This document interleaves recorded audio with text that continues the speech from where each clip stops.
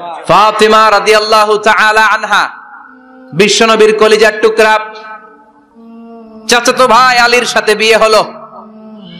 আলী যখন প্রস্তাব দিল ফাতেমার কাছে যে বলে, ও ফাতেমা রাজি আছো কিনা? চুপচাপ, কথা কয় না। বিশ্বনবী বুঝলেন রাজি, দুইজনকে বিয়ে পড়িয়ে দিলেন। বিয়ে পড়িয়ে দুইজনকে দাঁড় করিয়ে দিয়ে বিশ্বনবী ওযু করলেন। ওযু করার পরে সামান্য কিছু ওযুর পানি ছিল আলীর মাথার মধ্যে ছিটিয়ে দিলেন, বরকতের পানি। সুবহানাল্লাহ কইবেন না? সুবহানাল্লাহ। ওযু করে সাইয়েদনা আলীর মাথার মধ্যে ছিটিয়ে দিলেন আর দোয়া করে দিলেন, বারাকাল্লাহু লাকুমা ওয়া বারাকা আলাইকুমা ওয়া জামাআ বাইনাকুমা ফি খাইর। আল্লাহ তোমাদের দুইজনকে বরকত দিয়ে দাম্পত্য জীবন শুরু করার তৌফিক দান করুক।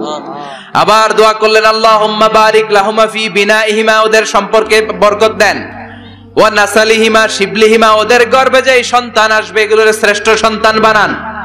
1 বছরের ব্যবধানে ঘরটাকে আলোকিত করে প্রথম সন্তানের জন্ম হাসান। সুবহানাল্লাহ। হাসান রে বিশ্বনবী এত আদর করেছেন, বিশ্বনবীর কাছ থেকে এত আদর কেউ কোনোদিন পায় নাই। হাসান রে বিশ্বনবী ডাকতেন লুকা। বুখারীর বর্ণনা, শব্দটা কি? লুকা মানে পিচ্ছি। ছোট বাচ্চাদেরকে আপনারা কি কন? আরে পিচ্ছি তো আমি কইছি, আপনারা কি কন? বাচ্চা বলেন, বাবু বলেন, আর কিছু কি বলেন? আর কিছু নাই। তাহলে যে বাবু পিচ্ছি, হ্যাঁ, এই বাবু পিচ্ছি আরবি হচ্ছে লুকা। বিশ্বনবী ফাতেমার ঘরে এসে বলতেন, আইনাল লুকা, পিচ্ছিটা কই রে? আমার হাসান কই, আমার নানা ভাই কই? আর বিশ্বনবীর আওয়াজ শুনলে হাসান এসে বিশ্বনবীর কাঁধে। আল্লাহু আকবার, আল্লাহু আকবার। বিশ্বনবী বলতেন, ফাতেমা আমার কলিজার টুকরা, যে ফাতেমারে কষ্ট দেয় সে আমারে কষ্ট দেয়, ফাতেমারে আনন্দ দেয় মানে আমি বিশ্বনবীরে আনন্দ দেয়। এই ফাতেমা সব সময় পর্দায় থাকতেন, দিনের বেলা বেরোতেন না, সারা দিনে টয়লেট করতেন একবার, সেটাও করতেন রাত্রে, যাতে দিনের বেলা কেউ তারে না দেখে। কি ব্যালেন্স লাইফ, কি ব্যালেন্স লাইফ! রাতে একবার টয়লেটে যাও মানে কি সারা দিন খাওয়া দাওয়া এরকম ব্যালেন্স করে করতেন। কেউ দেখতে পারে না ওনারে কেমন ছিল, কেউই জানতো না। এমন ভাবে চলাফেরা করতো, কোনো পুরুষদের সামনে দিয়ে কখনো যেতেন না। এজন্য ইন্তেকালের আগে আলীকে বললেন, আলী, বিশ্বনবীর ওসিয়ত অনুযায়ী কিছুদিন পরে আমি আমার বাবার সাথে সাক্ষাৎ করব।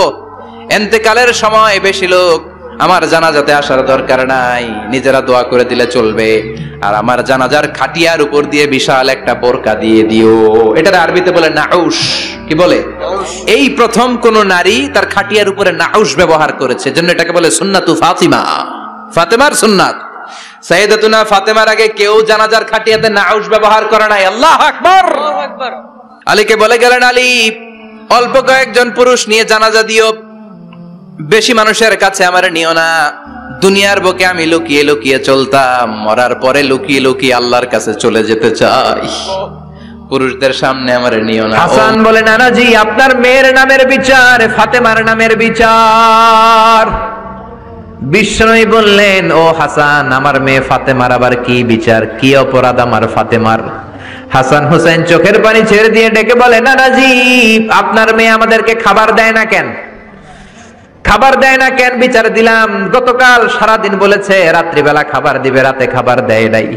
আমাদেরকে বলেছে তোমরা ঘুমিয়ে যাও, আমি রান্না করি, সকালে দিব। ঘুমায় গেলাম, সকাল বেলায় খাবার চাইলাম, আপনার মেয়ে ফাতেমা তখন আমাদেরকে খাবার দেয় না। দাদা, আমরা ছোট্ট দুইটা মানুষ ক্ষুধার জ্বালায় বেহুশ হয়ে যাই, আর সহ্য করতে পারি না, আপনার মেয়ে খাবার দেয় না।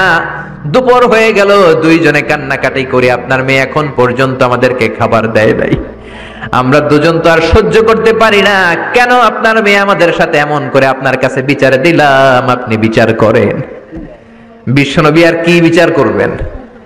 ধা ধা করে বিশ্বনবী চোখের পানিগুলো ছাড়েন, হুসাইনকে জড়িয়ে ধরলেন, হাসান রে জড়িয়ে ধরলেন, ডেকে বললেন, হাসান রে কাছে আয়। বিশ্বনবী শাম দেশের জুব্বা পরতেন, শাম দেশের জুব্বাটা উপরের দিকে উঠালেন, হাসান রে দেখালেন, এই তো দেখ, তোর নানার পেটের মধ্যে 3টা পাথর বাঁধা। একদিন না খেয়ে থাকার কারণে তোদের পেটে এত জ্বালা, এত কষ্ট। আমি বিশ্বনবীর পেটে গত 3 দিন যাবত কোনো দানা পানি পড়ে নাই।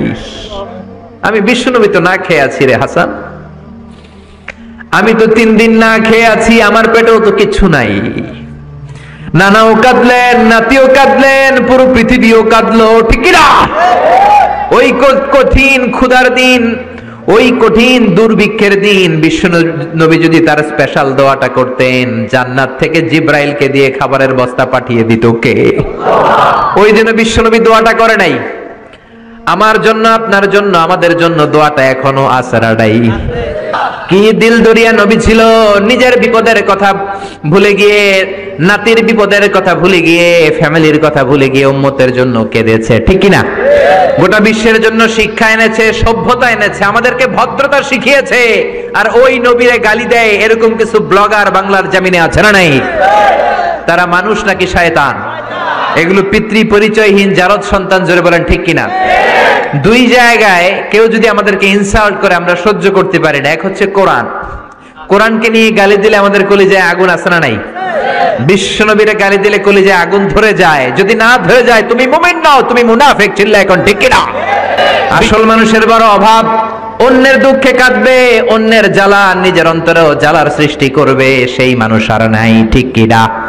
বিশ্বনবীর আগের গুনাহও নাই, পরের গুনাহও নাই, তারপরেও মুনাজাতে হাউমাউ করে কাঁদতেন।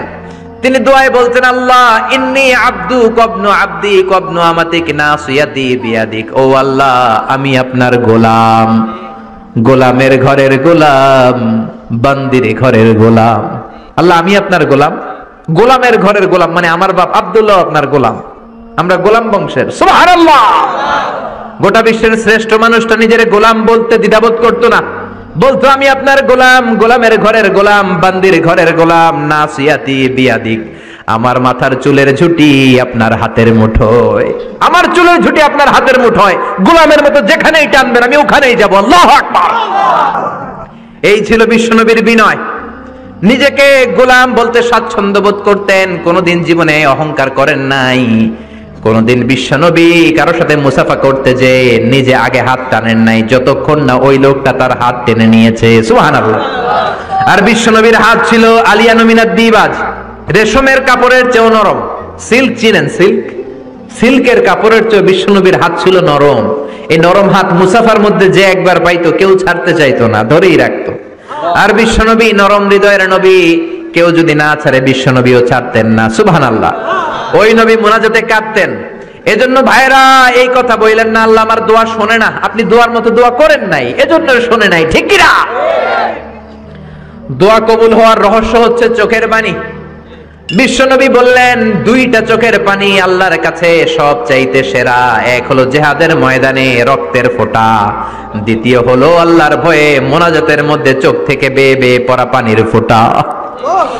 আবার বিশ্বনবী বললেন অনুশোচনার চোখের পানি চোখ দিয়ে নাকের ডগা বেয়ে বেয়ে জমিনে পড়ার আগে ওই দোয়াটা কবুল করে নেয় কে? এজন্য চাওয়ার সময় নিজের ছোট করেন, বলবেন আল্লাহ আমি আপনার গোলাম, গোলামের ঘরের গোলাম, বান্দির ঘরের গোলাম, আমার চাইতে ক্ষুদ্র ছোট কেউ নাই, এমন কোন গুনাহ নাই আমি করি নাই, তুমি ছাড়া আমারে পার করার কেউ নাই, ঠিক কিনা? এরকম দোয়ার মধ্যে নিজেরে ছোট করে দেন, আপনার দোয়া কবুল করবে কে? এজন্য সব সময় চাইবে একজনের কাছে, তিনি কে? একদল আছে বা এক শ্রেণীর লোক আছে, রোগে যখন পড়ে তখন আল্লাহরে ডাকে, রোগ ভালো হয়ে যায় আল্লাহরে ভুলে যায়, আছে না নাই? নির্বাচনের আগে আল্লাহরে ডাকে, নির্বাচন শেষ আল্লাহরে ভুলে যায়, আছে না নাই? সমস্যায় পড়েছে আল্লাহরে ডাকে, সমস্যা নাই আল্লাহরে ভুলে যায়, আছে না নাই? রব্বুল আলামিন বলেন স্পেশাল কিছু সময় আছে, ওই সময় দোয়া করলে দোয়া কবুল করে নেয় কে? আল্লাহ। তাহাজ্জুদের সময় দোয়া করবেন, ওয়া মিনাল লাইলি ফাতাহাজ্জাদ বিহি নাফিলাতান লাকা আসা আন ইয়াবআসাকা রাব্বুকা মাকামাম মাহমুদা। তাহাজ্জুদের নামাজ পড়লে আপনার মর্যাদা বাড়ায় দিবে কে? আল্লাহ। এখন হুজুর আমরা তো ফজরই পড়ি না, তাহাজ্জুদ কখন পড়বো? তাহাজ্জুদ তো তাদের যারা ফজর পড়ে, ঠিক কি না? ফজরই তো পড়ে না, তাহাজ্জুদ কখন? ফজরের সময় মসজিদের বেহাল দশা। ফজরের সময় যত মসজিদে নামাজ পড়লাম খালি মুরব্বি চাচাদেরকে পাওয়া যায়, ইয়াং ছেলেরা নাই। ফজরের নামাজ মুরব্বিদের জন্য নয়, ফজরের নামাজ তোমাদের মতো ইয়াংস্টার যারা আছো তাদের জন্য, ঠিক কি না? এই যৌবন বয়সের ইবাদত আল্লাহর কাছে সবচাইতে প্রিয়। খেয়াল করে বোঝার চেষ্টা করো, যুবক বয়সে যদি গভর্নমেন্ট সার্ভিস করো, বার্ধক্যে উপনীত হলে পেনশন আছে না নাই? অনুরূপ ভাবে যুবক বয়সে যদি ইবাদত করো, বার্ধক্য অবস্থায় ইবাদত করতে না পারলেও পেনশনের হিসাবে তোমার আমলনামায় সওয়াব দিয়ে দিবে কে? এজন্য যুবক বয়সের ইবাদত আল্লাহর কাছে প্রিয়। মসজিদ তখন ধরে যখন আর কাজ করার সুযোগ নাই। মসজিদে তখন যায় যখন কেউ চাকরিতে নেয় না। মসজিদে তখন যায় যখন ঘরের কেউ তার সাথে কথা বলতে চায় না, মানে বয়স হয়ে গেছে 70। তখন দাড়ি রাখে যখন শেভ করতে গেলে হয় গাল কাটবে নয় ব্লেড ভাঙবে, ঠিক না? এজন্য যুবক বয়সে মসজিদে যাও, এখন তোমাদের রক্ত গরম, যা চাও তোমরা তাই করতে পারো। যেই মুরব্বী বাবাদের দাড়িগুলো পাকা হয়ে গিয়েছে তারাও তোমাদের মতো ওই বয়সটা পার করে এসেছে, ঠিক কি না? দুদিনের দুনিয়া, অল্প কয়েকটা বছরের ব্যবধানেই তোমার চুল পাকতে শুরু করবে, তোমার এই রক্ত গরম শরীরটাও ঠান্ডা হয়ে যাবে, তোমার আশেপাশে আর কেউ ঘুরবে না, কেউ তোমারে ডাকবে না, কেউ তোমারে গুনবে না। চিল্লায় বলেন ঠিক কি না? এজন্য কিয়ামতের দিন বিশ্বনবী বলেন, বনি আদম 5টা প্রশ্নের উত্তর না দিয়ে কেউ পা নাড়াতে পারবে না। এর মধ্যে একটা প্রশ্ন হলো, যৌবন বয়সটা তুমি কেমন কাজে লাগিয়েছো? যৌবন বয়সে কি ইসলামের পক্ষে স্লোগান দিয়েছো নাকি রাম আর বামপন্থীদের দলে গিয়েছো, ঠিক কি না? যৌবন বয়সে কি তাফসীর মাহফিলে গিয়েছো নাকি মমতাজের গানের কনসার্টে গিয়েছো? যৌবন অবস্থায় তুমি কি কোরআনের অর্থ পড়েছো, ইসলামী সাহিত্য পড়েছো নাকি চটি বই পড়েছো, ঠিক কি না? পাই টু পাই কিয়ামতের দিন জিজ্ঞেস করবে কে? আল্লাহ। চিল্লায় বলেন কে? আল্লাহ। এজন্য তাহাজ্জুদের অভ্যাস করেন। যারা তাহাজ্জুদ পড়ে তাদের চেহারায় একটা আলাদা গ্লেস আছে। লোকটা কালো হলেও, যদি কালো রঙের লোক হয়, একটা গ্লেস আছে। আমার অনেক কালো বন্ধু আছে। আমি মিশরে পড়েছি, students of more than 100 nationalities we used to study, stay and dwell in the same place. 100টারও বেশি দেশের ছাত্র থাকতাম। আমার অনেক আফ্রিকান বন্ধু ছিল, কুচকুচে কালো, তেল তেলে, কিন্তু কালো হলো চেহারা একটা সৌন্দর্য আছে না নাই? এজন্য কালো মানুষও যদি তাহাজ্জুদ পড়ে চেহারায় নূর বাড়িয়ে দিবে কে? 2 নম্বরে হলো আযান আর ইকামতের মাঝখানে যদি দোয়া করে, ওই দোয়া কবুল করে কে? এটা অনেকে জানে না। আযান দিয়েছে, মসজিদে গিয়েছে, সুন্নত নামাজ পড়ে বসে আছে, কখন ইকামত হবে, আরো 5 মিনিট বাকি, মাথা চুলকায়, আছে না নাই? মোবাইল টেপাটেপি করে, ফেসবুকিং করে, ঘড়ির দিকে তাকায় আছে, ঘড়ির কাঁটাও ঘুরে, ওর মাথাও ঘুরে, আছে না নাই? তো বসে থাকবা কেন তুমি? 5 মিনিট সময় আছে, চাইতে হবে কার কাছে? বাজারে যাওয়ার সময় যেমনি আপনি লিস্ট করে নিয়ে যান, এটা লাগবে ওটা লাগবে, মসজিদে যাওয়ার সময় মোবাইলের টুকি নিয়ে যান, কাগজের টুকি নিয়ে যান। আল্লাহ আমার সুন্দরী বউ লাগবে, বউ দাও, দিবে কে? আল্লাহ। এই বেটা দিবে কে? আল্লাহ। নেককার বিবি লাগবে, দিবে কে? গোল্ডেন এ প্লাস পেতে চাই, দিবে কে? উমরা করতে চাই, পাসপোর্টে ভিসা লাগে না, ভিসা করে দিবে কে? দুরারোগ্য ব্যাধি, অনেক ওষুধ খেলাম, অনেক দেশে গেলাম, কোন ডাক্তার ভালো করতে পারে না, কিন্তু ডাক্তারেরও বড় ডাক্তার আছে না নাই? কেউ যেটা পারে না, পারে কে? আযান ইকামতের মাঝখানে দোয়া আল্লাহ ফেরায় না। হাদিসে এসেছে, দুআউ লা ইরাদ্দু বাইনাল আযানি ওয়াল ইকামা। আযান এবং ইকামতের মাঝখানের সময়টাতে দোয়া করবেন। তারপরে বিশ্বনবী বললেন, দুবুরাস সালাওয়াতিল মাকতুবা, ফরজ নামাজের পরে দোয়া করলে কবুল করে কে? আল্লাহ। এই তাসবির সুন্নাত নাই। মানুষগুলো এত অস্থির, সালামের পরে কখন বেরোবে, কখন বেরোবে, মনে হয় পাবলিক টয়লেটে ঢুকছে, ঠিক কি না? মনে হয় পাবলিক টয়লেটে এসেছে। মসজিদে ঢুকেছো, আল্লাহুম্মা বলে তুমি ঢুকে গেলা আল্লাহর নাম নিয়ে, যখন মসজিদে ঢুকে গেলা তোমার মাথার উপরে রহমত ঢালছে কে? মসজিদ হচ্ছে রহমতের জায়গা। সালাম ফেরানোর পরে তাসবিহ পড়েন, তারপরে আপনি দোয়া করেন। এজন্য সালাম ফেরানোর পরে দোয়া কবুল করে কে? আল্লাহ। এরপরে বিশ্বনবী বললেন, ইনদা নুজুলিল মাতার, আকাশ থেকে যখন বৃষ্টি নামে, ওই বৃষ্টি নামার সময় যদি দোয়া করেন, দোয়া কবুল করে কে? আল্লাহ। আর দুআউ লা ইরাদ্দু তাহতাল মাতার, তুফান, ওই বৃষ্টি না, ব্যবসা একটা গরম, এই গরমটাকে দূরে সরিয়ে দেওয়ার জন্য একটা ঝিরিঝিরি ঝিরিঝিরি বৃষ্টি পড়ে, ওই বৃষ্টির নিচে দাঁড়িয়ে বৃষ্টির পানি নিয়ে দোয়া করলে কবুল করে কে? আল্লাহ। জানেই না মানুষ, ঠিক কি না? বরং বৃষ্টি আসলে গান গাওয়া শুরু করে দেয়, এই বৃষ্টি ভেজা রাতে তুমি চলে যেও না, আছে না নাই? তো চলে যাবো না, কি করবো, থেকে যাবো তোমার সাথে, এগুলো করা যাবে না। বৃষ্টি রহমতের বৃষ্টি, তুমি বৃষ্টি হাতে নিয়ে দোয়া করো।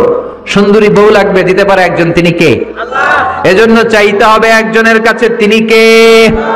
কদরের রাতে দোয়া করলে আল্লাহ কবুল করে, খতমে কোরআনের পরে দোয়া করলে আল্লাহ কবুল করে, হজের মানাসিকুল হজের মধ্যে যে দোয়া করলে কবুল করে, মুসাফির দোয়া করলে কবুল করে, রোজাদার ব্যক্তি দোয়া করলে আল্লাহ কবুল করে, মাজলুম ব্যক্তি দোয়া করলে আল্লাহ কবুল করে। এজন্য বিশ্বনবী বলেছেন ইত্তাকু দাওয়াতাল মাজলুম, মাজলুমের বদদুয়ারে ভয় করো। ফা ইন্না লাইসা বাইনাহু ওয়া বাইনাল্লাহি হিজাব, তার আর তার আল্লাহর মাঝে কোনো পর্দা থাকে না। মাজলুম দোয়া করলেই কবুল, সুবহানাল্লাহ। এরপরে স্পেশাল দোয়া হলো মা বাবার দোয়া। এই দোয়া কোনোদিন ফিরে না, সুবহানাল্লাহ পড়েন। রাজি আছেন মা বাবার কাছে দোয়া চাইতে? রাজি আছেন তো?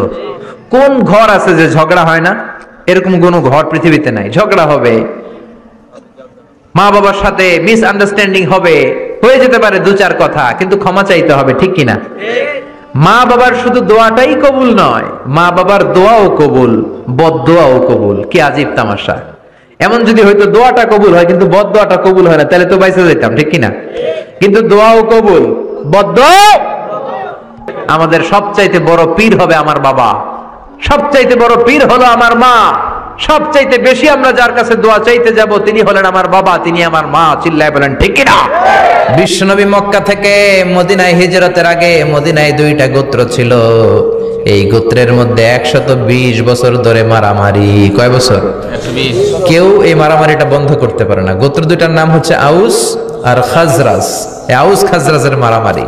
বাবা মরে যাওয়ার সময় ছেলের ওসিয়ত করা যায়, নসিহত করা যায়, বাবারে আমারে কোপাইছে তুইও কোপাবি। ওই বলে আবার নাতিরে কয় আমারে মারছে তুইও মারবি। তো বংশ পরিক্রমায় মারামারি চলতেই থাকে, কেউ আর থামাইতে পারে না। বিশ্বনবী মক্কা থেকে মদিনায় হিজরত করতে এসে মদিনায় বাসাবাড়ি করে 7 দিনের মাথায় 120 বছরের মারামারি থামায় দিলেন। কি নবী ছিল! মিলায় দিতেন। ফাসলিহু বাইনা আখাওয়াইকুম, ভাইয়ে ভাইয়ে মারামারি লাগলে মিলায়ে দাও। স্বামী স্ত্রীর ঝগড়া হলে মিলায়ে দিবেন। এজন্য মায়েরা, বোনেরা, বিশ্বনবী বলেছেন তাকফুরনাল আশিরা, মেয়েদের সবচেয়ে বড় একটা সমস্যা হচ্ছে স্বামীর নাশুকরি করে। স্বামী দিতে পারলে ভালো, দিতে না পারলে তুমি আমার জীবনে কিচ্ছু দাও নাই। এরকম আছে না নাই? স্বামী আর স্ত্রী বানায় যেজন মিস্ত্রি সে বড় আজব কারিগর, ঠিক কি না? এজন্য এই সম্পর্কটা সাইয়েদানা আদম আর হাওয়া থেকে শুরু হয়েছে। কিয়ামত পর্যন্ত স্বামী আর স্ত্রীর এই সম্পর্কের মাধ্যমে গোটা বিশ্বটারে জারি রেখে দিয়েছে কে? তো এই জন্য নারীদের জন্য জান্নাতে যাওয়া সহজ, তারা যদি কিছু প্রসিডিউর মেনটেন করে। বিশ্বনবী বললেন কোন নারী যদি 4টা কাজ করে ওই নারীর জন্য 8টা জান্নাতের দরজা খুলে দিবে কে? আল্লাহ। আল মারআতু ইযা সাল্লাত খামসাহা সামাত শাহরাহা আতাআত বা'লাহা হাফিজাত ফুরুজাহা ফালতাদখুল মিন আইয়ি আবওয়াবিল জান্নাতি শাআত। মায়েরা ভালো করে শুনেন, যে নারী 5 ওয়াক্ত সালাত পড়বে, রমাদানের রোজা রাখবে, স্বামীর আনুগত্য করবে, লজ্জাস্থানের হেফাজত করবে, এই 4টা কাজ করলে আল্লাহ তাআলা তার জন্য 8টা জান্নাতের দরজা খুলে দিবেন। এজন্য বিশ্বনবীও কালেকশন করতেন। তো বিশ্বনবী বললেন মহিলারা বেশি বেশি দান করো। এই কথা শোনার পরে মহিলারা দান করা শুরু করলো। কেউ নাকের ফুল, কেউ কানের দুল, কেউ হাতের বালা, কেউ পায়ের নূপুর, কেউ গলার চেইন বিশ্বনবীর হাতে জিহাদের জন্য দান করতে শুরু করলেন। বিশ্বনবীর হাত কয়টা? একটা বলে 2টা। তো 2 হাতে বিশ্বনবী আর কয়টা নেবেন? আর নিতে পারে না। বেলালরে বললেন বেলাল তোমার চাদরটা নিয়ে আস। বেলাল এরকম চাদর নিয়ে ধরলেন। বিশ্বনবী কালেকশনের ওয়াজ শুরু করলেন আর বেলাল কালেকশনের সব জিনিসপত্র গুছাতে লাগলো। কোন সুবহানাল্লাহ। এজন্য কালেকশন করাটাও সুন্নাত, তবে ওটা একটা লিমিটেশনের মধ্যে, একটা সৌন্দর্যের মধ্য দিয়ে। কিছু কিছু মাদ্রাসার ছেলে মেয়েদেরকে চাল ওঠানোর জন্য বাড়ি বাড়ি পাঠায়, আছে না নাই? এদের ছোটবেলা থেকে মানসিকতাগুলো নষ্ট করে দেওয়া হয়। কেমন করে অন্যের কাছে হাত পাতবে এটা শেখানো হয়। ইসলাম বলে আল ইয়াদুল উলিয়া খায়রুম মিনাল ইয়াদিস সুফলা, উপরের হাত নিচের হাতের চেয়ে উত্তম। যে দেয় আর যে নেয় তাদের মধ্যে সেরা যে দেয়। চিল্লায় কোন ঠিক কিনা? আবার ইসলাম বলে দেওয়ার সময়ও ভারসাম্য করে দিবা। দেওয়ার সময় কিপটামি করা যাবে না, আবার ঘরে যা আছে সবও দিয়ে দেওয়া যাবে না, ঠিক কিনা? বিশ্বনবীর গায়ে একবার একটা জুব্বা, কয়টা? এক ভিক্ষুক এসে বলে নবী আমার জুব্বা নাই, আমার জুব্বা দেন। দয়ার নবী, মায়ের নবী নিজের জুব্বাটা খুলে দিয়ে ওই ভিক্ষুকের হাতে তুলে দিলেন। এখন নবীর গায়ে কোনো জুব্বা নাই। বিশ্বনবী এখন ঘর থেকে বেরোতে পারে না। সাহাবারা এসে ঘরে নক করে, বিশ্বনবী বেরোতে পারে না। আল্লাহ আয়াত নাজিল করলেন ওয়াল্লাযীনা ইযা আনফাকু লাম ইউসরিফু ওয়া লাম ইয়াকতুরু ওয়া কানা বাইনা যালিকা কওয়ামা। মুমিন বান্দাদের গুণাবলী যখন দান করে কিপটামি করবে না, আবার অপচয়ও করবে না। এই আয়াত দিয়ে আল্লাহ বুঝাতে চাইলেন, নবীরে ধমক দিলেন, ও নবী 2টা জামা থাকলে একটা দিতেন, 3টা থাকলে একটা দিতেন, একটা যখন ছিল এটা দিলেন কেন? এখন নিজে পড়বেন কি? সুবহানাল্লাহ কইবেন না? ইসলাম তো ব্যালেন্সড রে ভাই, ইসলাম ভারসাম্যপূর্ণ। ইসলামের সব বিধানগুলো আপনার সাথে স্যুট করবে, ম্যাচ করবে, এটা জীবন ঘনিষ্ঠ। ইসলামে এমন কোনো বিধান দেয়া হয় নাই যেটা আপনার খারাপ লাগবে।